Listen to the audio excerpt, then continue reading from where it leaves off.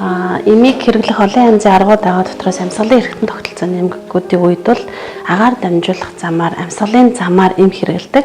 Тэгэхээр энэ амьсгалын замаар эм хэрэгжилж байгаа бидний хамгийн гол зорилго бол ерөөсөө хамгийн гүнд очиж үйлчлэх, хаана очиж үйлчлэх вэ гэдэг.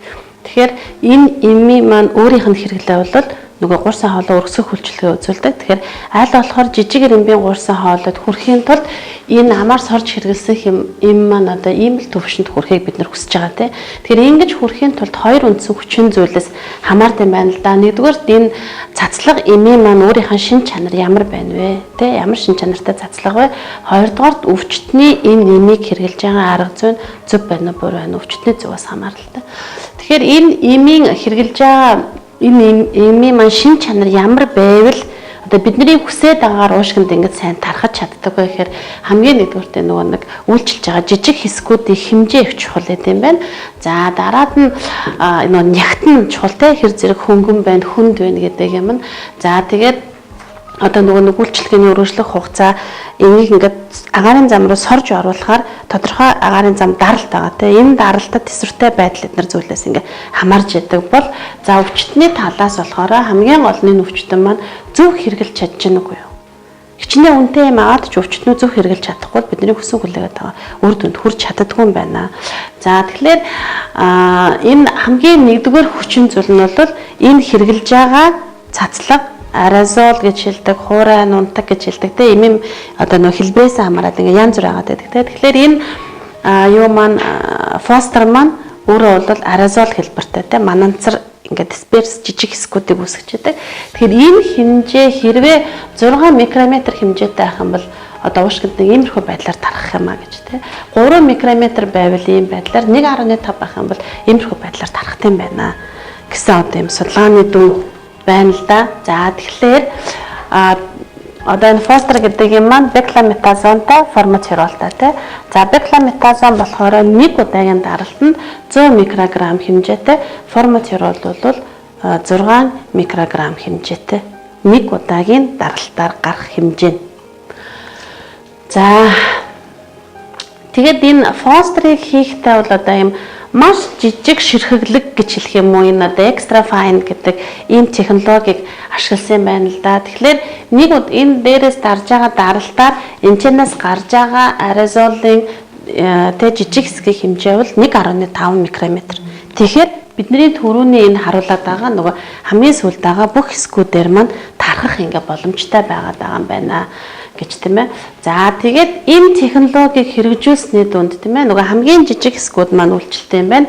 За дараад нь нөгөө нэг агаарын урсгалын хурдыг бууруулж өгдөг жижиг хэсэг учраас одоо энэ урсгалыг одоо ингээд сүрж явахдаа юм уу урсгалыг дагаж явхад хөнгөн байгаа учраас илүү хол явж чадах юм байна гэсэн нэг юм санаа байж байна те. За 3 дугаарт нь болохоор үйлчлэх хугацааны хувьд урт байдаг. Нэг удаагийн даралтаар жижигхэн учраас олон мананцар гарч байгаа. Тэгэхээр нөгөө үргэлжилж байгаа хугацааны хувьд бол илүү удаан байдаг юм байна гэдэг. За жишээлх юм бол энд фостер болоод сретид хоёрыг харьцуулж харуулсан байна. Тэгэхээр фостер бол нөгөө бекламетазон нэмэх нь форматирол те.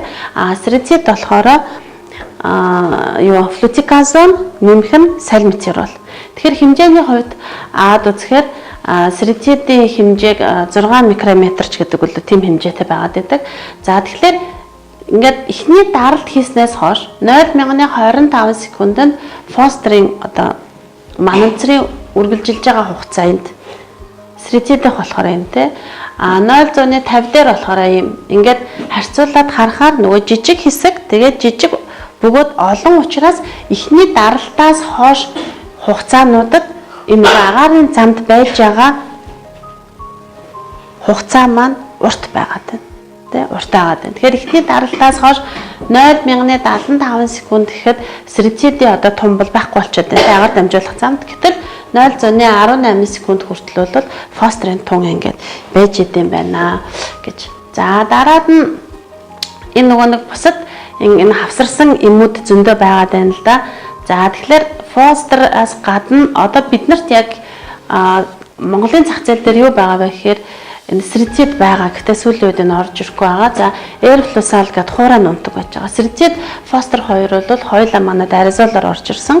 За тэгэхээр энэ дээр юу харагдаж байна тэгэхээр нөгөө хэмжээ маань харагдаад байна. Тэгэхээр сэрцэд 125-тай сэрцэд бол 3.3 микрометр хэмжээтэй байдаг бол 500-тай сэрцэд 3.5-тай ч юм уу те. За симбикорт болохоор 3.2-тай байгаад байгаа бол нөгөө extra fine гэдэг технологиор хийгээд байгаа. Одоо фостер гэдэг юм маань 1.5 буюу нөгөө хамгийн жижиг хэсэгтэй байна гэсэн юм санаа те. Тэгэхээр жижиг хэсэгтэй байгаад байгаа учраас бидний хүсээд байгаа одоо энэ үр дүнд хүрээд байна. За тэгэхээр одоо яагаад бид нэр энэ хэмжээнд дээр их айгүй их ингээ анхаарал тавиад байгаа вэ гэхээр ерөнхийдөө цацлагаар хэрэгжилж байгаа эмээ маань 66% нь агаар дамжуулах том зам. Тэгэхээр ерөөсөө цагаан мөрсөө олоо, гол гурсаа олоо, дэлбэнгийн гурсаа олоо. Тэрнээс цаашаа ингээ явахгүй байгаа гэдэг үргэлжилж байгаа хугацаанд богино том байна гэдэг бол нөгөө бидний амьсгалаа авахтаа сорж байгаа энэ агаартай хамт жижиг хэсэг маань цаашаа явах гээд байна тий. Тэгэхээр том учраас одоо бас явалт нь удаан байгаад байна. Гэтэл 1.5 гэдэг хэмжээ бол тэр агаартай хамт сорогдоо цаашаага явах нь илүү хурдан байна. Нэг удаагийн даралтаар олон ширхэг манцар үүсэж байгаа учраас илүү удаан хугацаанд үйлчилж чадж байна. Тэгэхээр их ихтэй бол 34% л агаар дамжуулах жижиг замд очиод байгаа. Гэтэл нөгөө астам ушгины ахрах бүгдрэлт өвчин гэдэг энэ фострийн хамгийн нэг номерт хэрэглэх ёстой юмуд бол тэр жижиг агаар дамжуулах зам дээр явагдаж байгаа бүхлэрэл. Тэгэхээр энэ нөгөө хэмжээ гэдэг бол ийм их одоо чухал байна гэсэн нэг санаа байна те. За дараад нь энэ дээр одоо нөгөө бекламетазон ихнийх дээр байна те 0.7 дараагийнх нь флутиказон 2 микрометр гэсэн хэмжээтэй байханд уушгинд тархаж байгаа хувийг харахад бол хэмжээ бага байх тусам нийт талбай 55% дээр тархаж байна. За дараагийнхтаар бол 24% дээр тархаж байна гэд хэрвээ бид нар одоо скан хийгээд харах юм бол эмээ маань очиж суусан байдал иймэрхүү байдалтай харагдаж байна. Тэгэхээр бидний хамгийн гол зорилго бол энэ дотроосоо жижиг гурсаа хоолоод очиж сууж иж эм маань үйлчлэх хэрэгтэй байна гэдэг. За тэгэхээр энэ нөгөө формацеролтой бэлтгэл Монголд орж ирснээрээ юугаараа давуу байгаад байна гэхээр формацерол бол өөрөө бүлгийн хувьд удаан хугацааны үйлчлэгээтэй бета 2 агонист саль метеролтой ижилхэн. Тэгвэл сэрцэдээс юугаараа давуу юм бэ? Сэрцэд бол саль метеролтой тий. Фостер бол формацеролтой. Тэгэхээр формацеролийн хувьд хэдийгээр удаан хугацааны үйлчлэгээтэй бета 2 агонистын бүлэгт хамаарагдж байгаа боловч тий бусад одоо нөгөө нэг лабануудтай ижилхэн биш вэ тий. Юугаараа гэхээр гуурсан хоолой өргөсгөх үйлчилгээ нь яг нөгөө нэг сальбутамолтой ижилхэн. Сальбутамол буюу богино хугацааны үйлчлэгээтэй бета 2 агонисттай ижилхэн. Өөрөөр үйлчилгээ нь удаан хугацаанд үргэлжилдэг, удаан гурсан хоолой тэлэх үйлчилгээгээ барьдаг боловч үйлчилгээ эхлэх хугацаа нь богино хугацааны үйлчилгээтэй бета 2 агонисттай адилхан байна гэдэг. За тэгэхээр энэ бол плацебо бүлэгтэй нөгөө юу ч байхгүй энийг ингээс харуулсан. За энэ ногоон дээр болохоор 50 мг саль метерол микрограмм те саль метерол саруулсан. За энэ дээр 6 формацеролыг саруулсан те. Тэгэхээр 6 микрограмм гэдэг бол формацеролын нэг удаагийн даралтанд байгаа тун. Тэгэхээр ихэнхдээ бид нэр юу гэж зөвлөдөг вэ гэхээр 2 тунгаар 2 удаа хэрэглээрэй гэсэн зөвлөмжийг өгч байгаа формацерол дээр. Дундаж одоо хэрэглэн дээр. Тэгэхээр 2 тунгаар 2 удаа гэхээр 24 микрограммыг хоногт авч яана гэсэн үг те формацеролыг. Тэгэхээр 24 микрограмм гэд энэ дээр аваад үзэхээр энэ яг аэрозол нэмийг дарж хэрэглэснээс хойш тийм ээ им 5 секунд гэхэд гурсан хоолой тэлэх үйлчилгээ ямар байна. Гурсан хоолой тэлэх үйлчилгээг спирометрийн шинжилгээний үзүүлэлтээр үнэлдэг. За тэгэхээр энэ ерөөсөө 1 секундын дээрээс тийм үү хэрэглэж эхлээд 1 секундээс үйлчилгээ эхлээд одоо энэ 5 секунд гэхэд бол аль хэзээний 5 минут гэхэд бол аль хэзээний одоо бараг шахуу ингээ хангалттай өндөр тун дээр хүрч байна. Ингээд энэ нь аажмаар нэмэгцээр агаад энэ үйлчилгээ 12 цагийн турш барьдаг. Тийм учраас удаан хугацааны үйлчилгээтэй бета 2 агонист бүхий те энэ формацерол агуулсан бэлтгэлийг хоногт 2 удаа хэрэглэнэ. 12 цагийн зайтай. Үйлчилгээ 5 минут гэхэд бидний хүсэж байгаа хэмжээнд бараг шахуу хүрнэ. Цаашаа 12 цагийн үйлчилгээгээ барина. 1. Хоёрдугаарт 5 минутын дотор үйлчилгээ гурсан хоолой тэлэх үйлчилгээг үзүүлж эхлээд байгаа учраас энийг бас яаралтай үед бактериал тавиулах зорилгоор хэрэглэдэг. Амьсгалд боогдоод энэ бачуураад энэ юу хэрэглэх вэ гэж хүмүүс очдог байх л да. Тэгэхээр одоо бид нар за саль бутамал аваа гэж хэлж байна те. Гэхдээ яг бид нар нөгөө эмчийн жоргуугаар одоо им зөвлөнө гэдэг бол хаашаа юм. Гэхдээ им маань өөрөө нөгөө нэг саль бутамалтай ижлэхэн үйлчлэгээ үзүүлж байгаа учраас ийм эмтэй хүн бол бактериалынхаа үед ч бактериал тавиулах зорилгоор хэрэгжилж болно.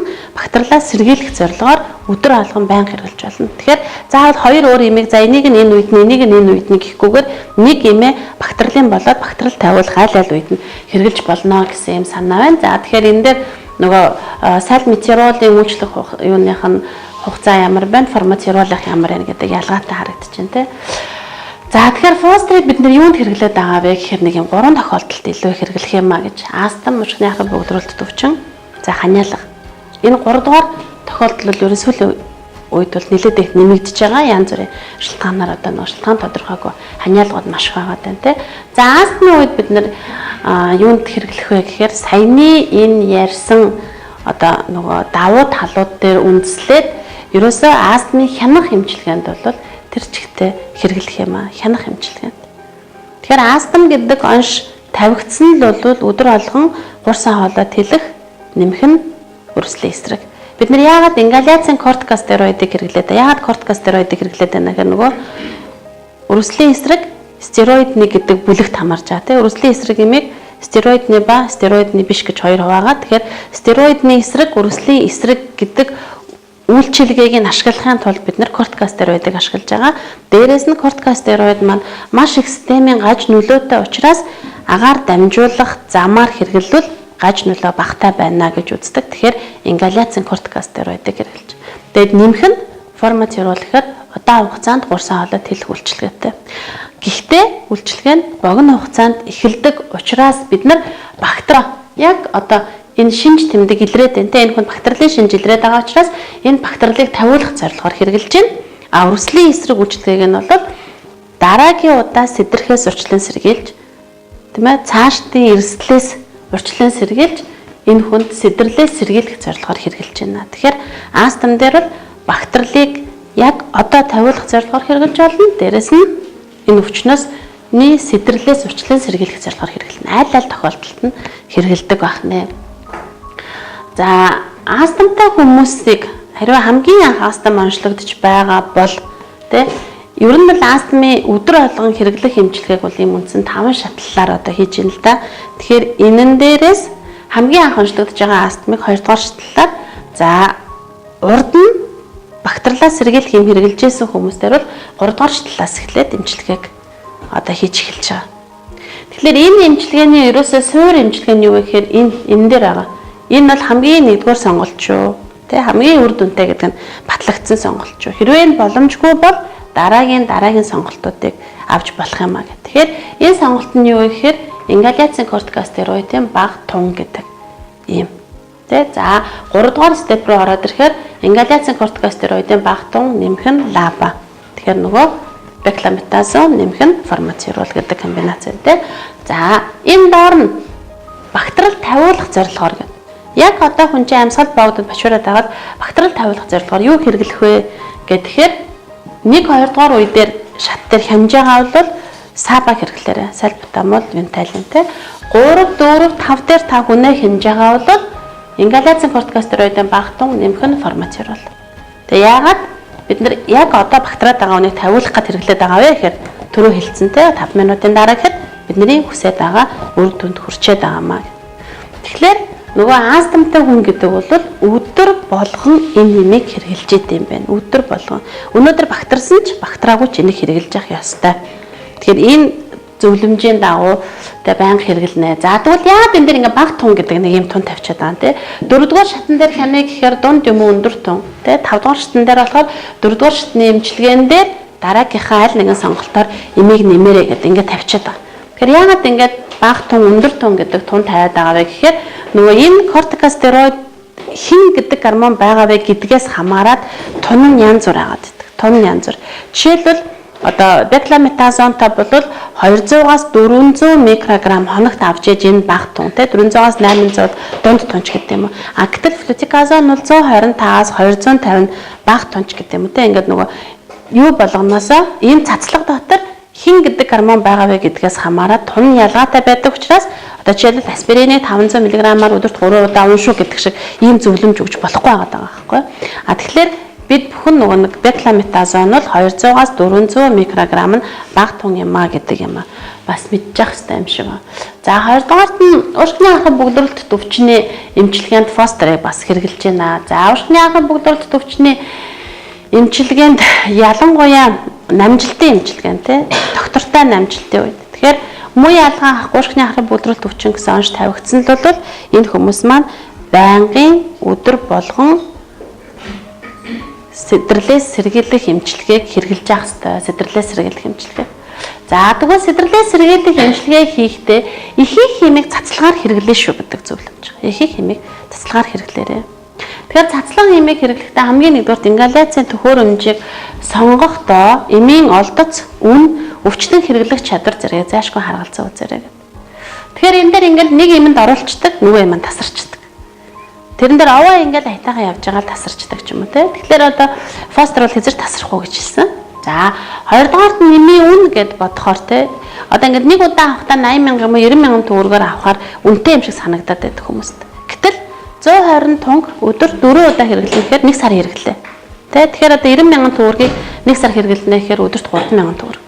А өшөө одоо тариа мараа хийлгүүл тэрнээс илүү зардал гарах гэдэг те. Тэгэхээр яг энэний нөгөө нэг эргээд хэрэглэх одоо нөгөө нэг хэрэглээгээ их сайн тайлбарлаж өгөх хэрэгтэй юм шиг байна. За дараад нь өвчтөг хэрэглэх чадвар. Тэгэхээр аэрозол нэмийг хэрэглэхэд яг дарагтайгаа нэгэн зэрэг сорох учраас настай хүмүүс хүүхэд тэгээд яг бактерилийн үед те хэцүү байхад айгүй төвхтэй байдаг. Та өөрсдөө сороод үзээрэй. Айгүй хэцүү байдаг энийг хэрэглэхэд. Тэгэхээр уг нь боломжтой бол нөө спейсер тусгаарлагч гэдэг нэг юм төхөөрөмжтэй те ингээд яг юм юунд аман таарсан хошуувчтай төгсгөлд нь фосфор холбочтой. Одоо энэ аэрозол юм аа. Цацангууд энэ хоолой дотор мананцар нүүсдэг энэ дотор байж байгаа тусгаарлагдсан. Тэгэхээр тэрнээсээ гүнзгээс хараад авчихна. А энийг бол ингээд дарангууд ингээд пушк гараад явчихдаг шүү дээ, тэ. Яг л тэрнтэй нэгэн зэрэг сорж авч чадахгүй бол нөгөө агаар дэмжлэх замраа маань орч чадахгүй. Тэгэхээр настай хүмүүс, их өндөр настай хүмүүс, хүүхдүүд за нэмэх нь нөгөө яг бактерилийн үедээ байгаа хүмүүсийн хувьд бол энэ нэмийг хэрэглэхэд бас жоохон төвхтэй тал байдаг. Гэхдээ манайд бол 16 наснаас дээш гэснөө тэ хэрэглэхээр зөвшөөрлөө авсан байгаа тэ. Тэгэхээр хүүхдийн практикт гайгүй. За уушгины анхны бүгдрэлт төвчтэй хүмүүс л настай хүмүүс байдаг учраас бас жоохон төвхтэй байдаг. Энд нөгөө айгүй ууггүй зааж өхөн л айгүй хэрэгтэй байгаад байгаа тэ. За дараад нь энэ нөгөө эмийн үр дүн бол ингаляцийн эмийг хэр зөв хэрэглэж байна гэдгээс хамаардаг гэдэг. Тэгэхээр эмч юм уу сувилагч юм уу одоо ингээд эмийн бичиж өгвөл заагаал явуулж байгаа юм л да. Яг эм нь өөр дээр нь байхгүй өөрөө сорж үзээгүй учраас энэ хүмүүс яг ингээд дохиол ингээд окей гэж явчихж байгаа байхгүй юу. А тэгэхээр одоо яг нөгөө нэг эм худалдаалж байгаа хүмүүсийн хувьд те за яг өөрөө авах гэж байгаа юм чинь эхний 3 тунгийн агаар руу хий цацаад 4 дахь тунгаас нь эхлээд яаж хэрэглэхийг өөрт нь зааж өгөөд яг энэ нэмийг нь өөр дээр нь ингээд саруулж хэрэглээд за одоо яг болж чинь та яг ингэх ёстой шүү гэдэг зөвлөгөөг нь өгчүүл нөгөө эмээ маань үр дүн аягүй сайн болох гэдэг. За яагаад энийг их яриад байна гэхээр ийм өвчтөд иржсэн л да астмтай тэгээд сэдрэл өгцөн тэгээд хурж ирж байгаа. Тэсн чи та нарын бичиж өгсөн эмийг би хэрэглээ ямар ч үр дүнгүй байна. Та ямар юм хэрэглэсэн гэхээр саль бутамал гаргаж ирж. За та яаж хэрэглэсэн гэхээр амаа ангаж байгаа цацсан. Тэгээд би энэс чи нэг флаконыг цацчаад байна. Би нэг бүтнийг хэрэглэчихэд байна. Та надад ямар ч үр дүн алга. Тэгэхээр нөгөө хичнээн сайн байгаад ч зөв хэрэглэж чадахгүй бол ямар ч үр дүн байгаад байна те. Тэгэхээр яг эмээ гар дээр авчаад тэгээд одоо байж байгаа хүнд хэрэглэх аргыг зааж өгвөл илүү үр дүнтэй. А хоёрдугаар нөгөө нэг юм сургалтын нөгөө хоосон юунууд гэдэг чтэй те дотроо зүгээр нөгөө плацебо хийцэн те хэрвээ тийм байдаг бол тэрийг нөгөө амбулаторийн эмчнэрт ингээд өгчвөл яг та ийм юм аавн яг ингэж хэрэглэн шүү гэд хүндээ зааж өгөхөд бол бас илүү үр дүнтэй. Тэгэхээр бас энийг дагаж нөгөө нэг ийм зүйлүүд байвал бас үр дүнтэй юм болов уу гэж бодож байна л да. За тэгэхээр яг нөгөө уушгины анхан бүгдрэлт төвчтэй хүмүүст бид нар юу хэрэглэж байна гэхээр энэ юмуудыг л хэрэглэнэ гэдэл бид нар заагаад байгаа байхгүй. За саба гэхээр бид нар мэдэн те сальбутамол венталин те. За сама гэхээр биш богино хугацааны холинол идэх. Богино хугацааны холинол идэх. Тэгээд цацлагаар ибратропин брамид тэ. За саба саама авсарсан гэхээр яг энэ дээр янз бүрийн худалдааны нэршлээс хамаараа янз бүртэй. Ер нь яг бидний хүсэж байгаа бодис бол богино хугацааны үйлчлэгээтэй бета 2 аганист богино хугацааны үйлчлэгээтэй эм холинолитгийн авсарсан бэлтгэл.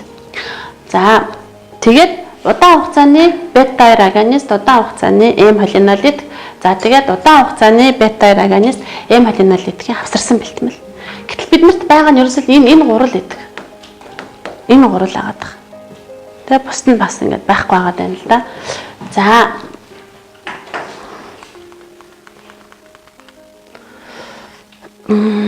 та бас мэдээж авах зүгээр ах гэж бодоод одоо оролцсон энэ дээр жишээлбэл нөгөө богино хугацааны бета 2 аганист венталин энэ яг ингээд хэрэглэх арга ажиллах нь те. За нөгөө нэг юутай саба нэмхэн сама гэхээр ганцхан новент л агаад байгаа байхгүй. Гэтэ энэ небулайзераар хэрэгэлдэг. Тэгэхээр энэ небулайзераар хэрэглээд энэчнээс гарч байгаа дисперси хэмжээ маань нөгөө экстра файн технологийн хэмжээтэй харьцуулахад бол том байгаад байгаа тий. За венталины ч гэсэн цацлагаар гарч байгаа хэмжээ бол том байгаад байгаа. За новент хэрэглэж байгаа гэтэл фостер маань болохоор сэдрэлийн үедээ хэрэглэж болно. Нэмэх нь намжилтынхаа үед өдөр болгоныхаа амжилтанд хэрэглэнэ. Энэ бол үйлчлэг нь таад мэдж байгаа те зөвхөн богино хугацаанд гүлгэр булчин өргөсгөх үйлчлэгэд. Фостерын давуу тал бол гурс хоолойг өргөсгөх нь тэрийг удаан хугацаанд барина, нэмэх нь үрслийн эсрэг. Тэгэхээр тэртээ тэрг өрөвсөл болж байгаа учраас гурс хоолой агшаад байгаа учраас дараагийн удаа өрөвсөл болохоос урьдчилан сэргийлэх зорилгоор намжилтын үеийн эмчилгээ гэдэг юм хийгээд байгаа. Тэгэхээр нөгөө манай өвчтнүүдийн хувьд бол саль бутамуулаа цацаад тухайн үедээ биеийн аягүй сайжраад тэгэл хайчаад байгаа. Ерөөсөө нөгөө барих эмчилгээ гэдэг юм хийхгүй байгаа. Тэгэхээр хэрвээ астм гэдэг онш тавигдаад энэ ингээд яг танахаас авж байгаа бол те энэ бол таны зөвхөн сарын хэрэглээ. Та сарын дараа энийгээ дахиад авах ёстой. Тэ та насан туршдаа нэмийг хэрэглэнэ. Зүгээр эмийнхаа хэмжээг тунгийн ихсэх үү, багасгах уу, өдөрт 4 удаа байх уу, 2 удаа байх уу гэдгийг бол эмччин тохируулж өгөх ёстой. Эмийн зөв хэрэглэн дээр бас би нэмийн санч нарыг их сайн ажилласаа гэж хүсэж байгаа учраас л энийг айгүй их яриад байгаа. Тий. За энэ болохоор зөвхөн лаба кортикостероид байхгүй, зөвхөн гурсаа хоолой удаан хугацаагаар тэлэгдэхтэй индикаторол те индикаторол. За дээрэс нь нөгөө хуурай нунтаг байдаг учраас нөгөө аразолыг бодвол хүнд те тэгээд нөгөө энийх нь жижиг хэсгүүдийн хэмжээ арай том байгаа. Энэ дотор кортикостероид байхгүй. Тэ тэгэхээр нөгөө бидний одоо хүсэж байгаа амжилтгаа бас байхгүй байгаа юм л да. За кортикостероидыг дангаар нь хэрэглээд үр дүнтэй мөн уушгины ахар бүгдрэлт өвчнөд. Үгүй. Одоо жишээлбэл ингээд саль бутамуулаа тусдан цацчаал дан кортикостероидад тусдан хэрэглээд энэ үр дүнтэй байвал үгүй. Тэ кортикостероидыг дангаар нь хэрэглэхийг зөвлөдөггүй. За ингаляцийн кортикостероидыг удаан хугацааны бета 2 аганистаа хавсруулан хэрэглэх нь илүү үр дүнтэй уушгины ахар бүгдрэлт өвчтэй хүмүүс. За тэгэхээр энэ новент фостер маань орж ир чинь те. За кортикостероидыг удаан хугацаанд уухыг бас зөвлөдөггүй. Хэрвээ кортикостероид сайн бол ууч хилтэй арай хямдхан штэ тий. Тэгэхээр энийг зөвлөдөггүй. Яагаад нөгөө системийн гаж нөлөө айгүйх байдаг учраас төдийлөн зөвлөдөггүй ах нэ. За энэ эмчнэрт илүү их хамаатай болох байх гэж бодож байна. За фостер те энэ одоо биднэрт ингээд ийм л байгаад байна л да. За сэрцит гэхдээ бас сүүлүүд орж ирэх нь их багасчаад байгаа. Одоо бид нар энээс гадна те энэ фостероос гадна биднэрт юу байна гэхээр энэ эрфлусал байгаа даа те. Тэгэхээр нөгөө та хэд нэг үнийн судалгаа хэд нарыг гаргацсан байгааз шүү дээ те. Тэгэхээр эрфлусал нөгөө нэг хуурай нунтаг байдаг. Та хэд бас энийг хэрвээ харуул те хуурай нунтаг тэгээд ийм урт те тэгээд дотор нь ингээ хуурай нунтагтай тэгээд энэ тагаараа ингээ дарангууд нөгөө цоолоод тэгээд тэрийгээ сордог те. Тэгэхээр тэр энэ аман дээр их ойрхон байдаг байхгүй. Энэ аман дээр их ойрхон дөнгөж ингээл онгоолгол юм байдаг. Тэгэхээр нөгөө сорох явцад шүлс эднэр бол энэ дотгошоогоо ингээд их ордог учраас нөгөө хуурай нунтаг чинь норчхол юм бол биднэрт ингээд сорогдож чадхаа болчиход байгаа те. Бас хэрэглэн дээр бас их тийм одоо сөрөг тал гарч ирээд байгаа. За дээрэс нь нөгөө нэг тунгийн сонголтын хувьд өндөр тунгаар манад орж ирээд байна. 250 500 гэдэг тунгаар. Тэгэхээр энэний өөрийнх нь тийм ээ ингаляцийн кортикостероидын флутиказоны бага тун гэдэг бол хоногийн 125-аас 250 байхгүй юу? А тэгэхээр энийг тэ өдөрт 2 удаа л хэрэглэхгүй бол үр дүнгүй. 12 цаг 3 сар өргөснө 12 цаг өргөсөхгүй гэсэн үг болчих чинь тий. Тэгэхээр 250 2 удаа хэрэглэчихээр дунд тун руу ороод ирж байгаа. Бага тун дээр барина гэдэг одоо юунасаа яагаад их өндөр тунгаар кортикостероид авахолчод байна те. Эсвэл 250-д бариул ихээр өдөрт ганцхан удаа хэрэглэнэ. А тэгвэл фостер юугаараа их давуу байна гэхээр 100 микрограммтай байхгүй юу? Гормон нь 100 микрограмм. Тэгэхээр те за өдөрт 200 гэвэл 100-аар нэг тунгаар 2 удаас орчино. Өдөрт 400 гэвэл 200-аар 2 удаас орчино. Тэ 800 гэвэл 4-өөр 2 удаас орчино. Тэгэхээр нөгөө тунгийн зохицуулт хийх боломж их өндөртэй, бага тунтай байгаа учраас. За ингээд энэ нөгөө нэг extra fine гэж хэлээд байгаа те. Энэ их маш жижиг одоо ширхэглэгт энэ аэрозолыг одоо бид нэр юунд хэрэглээд байна? Оршихны ахрам бүдрэлт өвчтөй хүмүүс. Тэгэхээр нөгөө юугаа ашиглаад сэдрэлийн үед хэрэгжилж гин те. Нэг сэдрэлийн үед хэрэгжилж гин. Хоёрдугаар өрсөлийн эсрэг үйлчлэгийг ашиглаад намжилтын үед бас хэрэгжилж байна. Тэгэхээр фостерийн хэрэглээ бол астм дээр ч тэр уршигны ахраа бөгдрөлт өвчин дээр ч тэр сэдрэлт болон намжилтын үед аль алинд нь хэрэглэх боломжтой байна. За гэхдээ уршигны ахраа бөгдрөлт өвчтэй хүмүүст энэ кортикостероидыг бас хэрэглээд байвал ямар гаж нөлөө гарч байна гэхээр уршигны өрслөөр дахин тавт өвдөд байна. За тэгэхээр яг энэ бол эмчнэрийн асуудалтай те яг ямар хүндээ сонгох уу гэдэг бол ингээд илүү эмчнэрийн асуудал болж байгаа. А ер нь л яг бид нар энийг хэрэглэснээр нөгөө уршигны өрөөсөлд бас өртөх магадлал их өндөрсөж байна. Нэг хоёрдугаар зөв хэрэглэхгүй болохоор амны хүндээ мөөгөн зэрэг үүсдэг. Тэгэхээр бид нар цацсан эмээ маань 60 гаруй хувь нь агаар дамжуулах том зам гэж хэлж байна. Магадгүй тэрний 50% ч амны хүндэд үлдчихэж байгаа байхгүй юу. Тэгэхээр амны хүндэд байнга кортикостероид байгаад байна гэсэн үг те. Тэгэхээр хэрэглэсний дараагаар буцалсан усаар амаа зайлж хэвчих. Энэ бол хамгийн чухал агаад байна. За яг одоо уршигны ахраа бөгдрөлт өвчтөй хүмүүст энэ лаба дээр нэмэх нь ингаляцийн кортикостероид гэсэн энэ комбинацтай фостер бол. Тэгэхээр юуны намжилтын үед болохоор энэ одоо ингээд хэрэглэнэ гэсэн удирдамж байж гин. Сэдрэлийн үед энийг хэрэглэнэ гэсэн удирдамж байж гин. Энийг хэрэглээд үр дүнгүй аваад одоо бүр гурвалсан лаба, лама нэмэх нь ингаляцийн кортикостероид гэсэн юм гурсан бэлтгэл бас байдаг тийм. Тэгэхээр эрхчлээс ийм бэлтгэлтэй болно гэж найдаж байгаа. Тийм. Тэгэхээр одоо нөгөө бид нар ингээд бас энэ өвчнийг эмчлэх юм их боломжтой болох юм байна гэдэг. За фостерыг ханиалгын үед бид нар бас их зөвлөж байна. Одоо зөвлөхөөс ч өөр аргагүй болчиход байна тий. За тэгэхээр ханиалга гэдэг бол аюу ингээд хэцүү асуудал болчиход байгаа. Яагаад тэгэхээр амбулатороор хандж байгаа 5 хүнд нэг нь ханиалгаж байгаа. Эсвэл ханиалгана бүхэл хүн ханиалгана гэсэн завар хэлээд байдаг тий. Тэгэхээр одоо ханиасан болгон астма, ханиасан болгон COPD юу ч гэдэг юм уу гэдэг асуудал гарч ирээд байна л да. Тэгэхээр ханиалгыг ерөнхийдөө цочмог ханиалга, ужгирсан ханиалга, архаг ханиалга гэж 3 аж үзээд байгаа. Тэгэхээр цочмог ханиалга гэдэг бол ихэнхдээ нэг 3-7 хоног хүртэл хугацаанд ханиалгаад байгаа хүнийг цочмог ханиалга тий. 17 хоног түүнээс дээш 17 хоног хүртэл тий 3-аас 17 хоног хүртэл ханиаж байгаа ханиалгыг юм одоо ужгирсан ханиалга. За 8-7 хоног 17 хоногоос дээш ханиалгыг бол архаг ханиалга гэж хэлээд байгаа. За тэгэхээр нэг 3-7 хоног хүртэл ханиалган дээр бол хүмүүс нэг санаа зовхгүй ах шиг байна тий. За яг ер нь бол нэг одоо ялангуяа вирусын халдварын үе тий вирусын халдвар нэг эхэллээ ханиалаа. За нэг уг нь бол ийм эрүүл хүнд 10 хоногийн дотор ханиад бол ингээл өөрийнхөө жамаар явал идэх ёстой гэж үздэг тий. Тэгэл 7-аас 10 хоногоос дээш ханиагаал удаал ахаар л одоо ингээл асуудал болоод эхэлж байгаа байхгүй юу тий.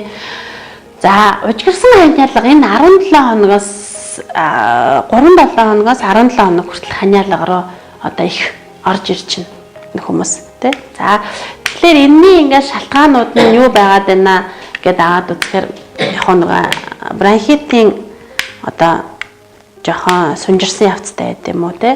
За ихэнх нь бол нөгөө харшлын шалтгаантай ханиалгууд.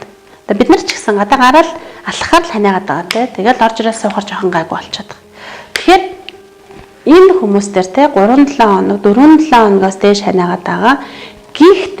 Гэхдээ одоо нөгөө нэг бидний хамгийн их ханиалгыг үүсгэж байгаа энэ амьслын замын цочмог халдварууд, архаг бронхитууд, эсвэл астма, мушкны арга бөгдрөлт өвчин, бусад шалтгаантай зүрхний шалтгаанууд нэмэх нь рефлюксаас болж маш их ханиадаг.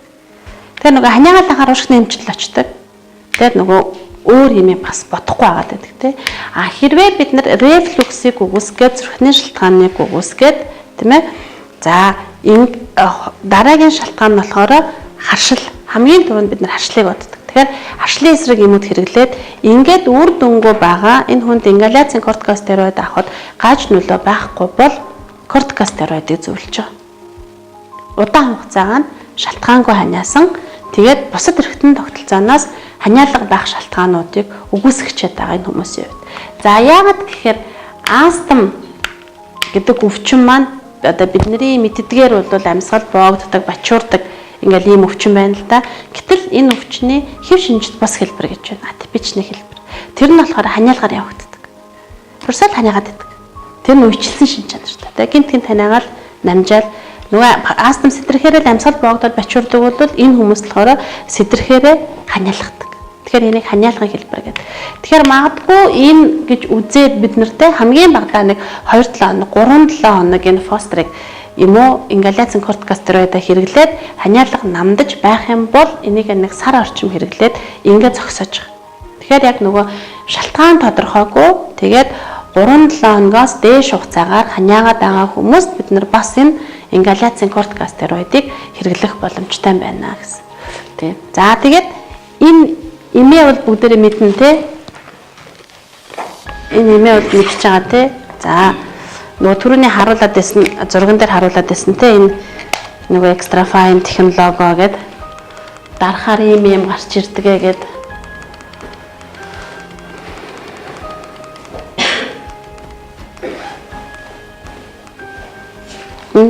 Тэ одоо бид нар ч яг ингэ барьсан байж байгаа шүү дээ те нэг. За тэгэхээр ер нь техник 3 тон эхний 3-нд одоо ингэж бид нар ингэ харахаар энэ нөгөө мананцрын маань үргэлжилж байгаа хугацаалт руу харагдаадсан те. За ингэ шинийг бол 3 удаа хэрэгжилчин те. За бид нар хүндээ зааж өгтөө хамгийн нэгдүгээр сэгсэрнэ.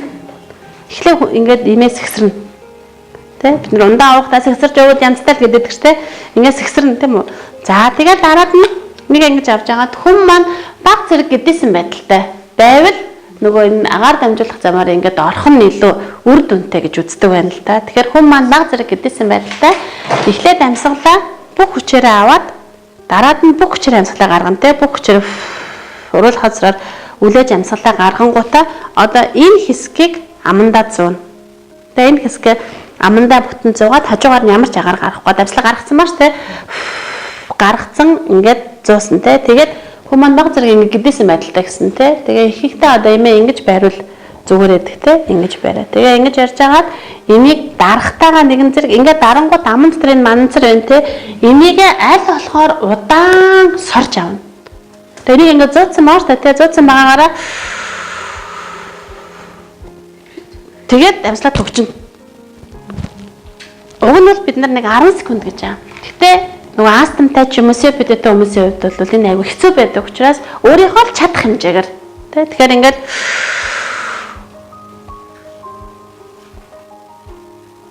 за нэг 5 секунд тий. Тэгээд хамраар амаас амаа зайлна.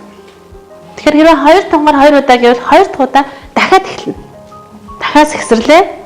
Тий амьсгалаа авлаа бүх хүчээрээ гаргалаа амандаа зуулаа баг зэрэг гэдээсэн дарлаа. Төгжлээ. Тэгээд амьсгалаа гаргаад амаа зайлдаг. 2 удаа цацсан гэхээр нэг мөсөн ингээ 2 дарчааддаг. Хүмүүс маань тий 2 тунгаар гэхээр тэгэхээр яг ингээд өөрт нь бариулж байгаа за та одоо ингээ за сор төгж за амьсгалаа хамраараа гарга. Яг хүндээ нөгөө ингэж заавал тий хаашл энийг өөрөө худалдаж аваад хэрэглэж байгаа учраас энэ илүү үр дүнтэй. За та ингээ амаа зайлж шүү. Тэгэл ингээд бид нар нөгөө өөрсдийнхаа ярьсныг тэр хүнийг ойлгочлаа гэж боддог байхгүй юу? Гэтэл хүний ойлгож байгаа ойлголт гэдэг бол аюу ялгаатай байдаг тийм учраас буцаагаад шалга гэдэг байгаа тэгэхээр за та одоо ингээд имээ хэрэгэлтэй хамгийн нэгдүгürt ингээд сэгсэрч гинэ. За та сэгсэрсэнгүү сая одоо ингээд сэгсэр. За имээ дууссныг яаж мэдэх вэ гэхээр нөгөө имээ энийг ингээд салгаж авч яагаад усан дотор хийгээд үзсэн. Тэгэхээр хэрэгцээ хөвжээвэл дууссан байдаг үлээ те ингээд живж байгаа юм бол дотор юмтай одоо энэ ингээд дуурайд байна те ингээд дуурайд байгаа учраас тэгээд нөгөө энэ бол ингээд 120 тунтай. Та тэгээд ингээд 2-оор 2 удаа гэд хэрэглэхэд энэ бол таны яг 1 сарын хэрэглээ шүү гэдэг имийг нь их сайн зааж өгөх хэрэгтэй юм шиг байна. Тий. Тэгээд яг ингээд 10 гут гарч байгаа энэ мананцрыг аман дотроо амны хамтад байлгаж байгаа л энэчнээсээ гүнзгээс орж авна шүү байна. Тэгээд одоо бид нар ингээд заахаар биш үү? Нөгөө ингээд ам маань онгорхоо байгаа учраас сороод болчиход байдаг байхгүй юу? Одоо энийг амандаа 100 чаад тэгээд сорохоор ингээ ам чинь ингээ битүү. Тэгээд тэгчээд гээ ингээ сорохоор аюу төгтөө. Тэгээ банах яад гөрөө. Яа ингээ залгаад байдаг. Тэгэхээр уг нь бидний хүсэл бол цагаан мөнгөрсөн олоогоор дамжаад уушгинд орох хэрэгтэй байгаа. Тэгээд нөгөө хүмүүс маань дарамт ингэчээд байгаа байхгүй. Тэгээ үнэхээр ходоодонд бол тодорхой хэсэг нь ордог те. Одоо орхоос ч арга байхгүй. Ми чинь одоо нэг л газараар явж байгаа. Тэгэхээр хамгийн гол нь тэр нөгөө гэж энэ сордог гэдэг л аюу чухал. Тэгээд одоо ингээд нэг зөв сороод ирэхээр ингээд нэг юм хум ингээд нэг амтагдаад тэгэхгүй болохоор зүгээр л ам дотор нь байж байгаа л ингээд амаа ангаж байгаа цацчууд ингээд буцаад гараа явчих шүү дээ тий. Тэгэхээр нөгөө тэрэн дээр бид нэр их сайн харах хэрэгтэй юм шиг байна. Тэгээд ийм юугаараа давуу вэ гэдгээ бид нар бас өөрсдөө нөгөө тий бусад одоо эмүүдээс юугаараа давуу байна гэдгийг их сайн мэддэг. Хэрэглээгээ бас тодорхой хэмжээгээр мэддэг. За юугүй ингээл аншаа хэлээд ирэнгүүт нь энэ нэг бичээд өгөх нь хаашаа юм те. Гэхдээ ямар ч лээсэн таавлын нэмийг ингээл байнга хэрэглэх ёстой шүү.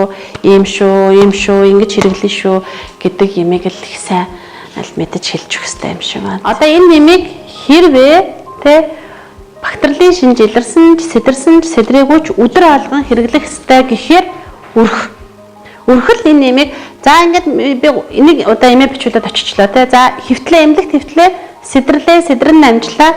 Энийг ингээд хэрэглэн шүү гэдгийг эмнэлгийн эмчбчэд өгчин гаргах чинь те. Тэгээд нэг бичихэр 30 хоног л хэрэглэнэ. Сар болоод нөгөө хүн чинь сэдрэхгүй айтаахан байна. Тэгэнгүүт мартчихдаг. Тэгэхээр дараад нь хин дээр очиж эмээ бичүүлэх вэ гэвэл өрхтөрөө л очичвол.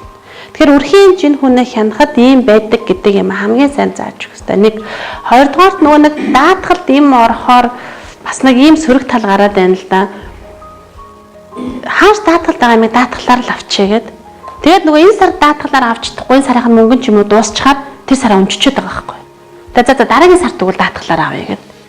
Бас нэг тийм асуудал гараад байгаа. Тэгэхээр нөгөө нэг хэрвээ даатгалд орчвол хэн даатгалаар одоо хөнгөлтэй юм бичих хэрэгтэй вэ гэвэл өрхийн эмчт бичих хэрэгтэй. Тэгэхээр нөгөө өрхийн эмчнэр л одоо энэ өвчнийгоо ингэж хяндаг гэдгийг л маш сайн мэдчихэж л бичих хэрэгтэй болж байна. Сэдрэлийн үед хэрэглэнэ гэхээр астмтай бөгөөд уршны харах бүлэр төвчтэй хүмүүс имээ байнга авч явах хэрэгтэй байхгүй юу?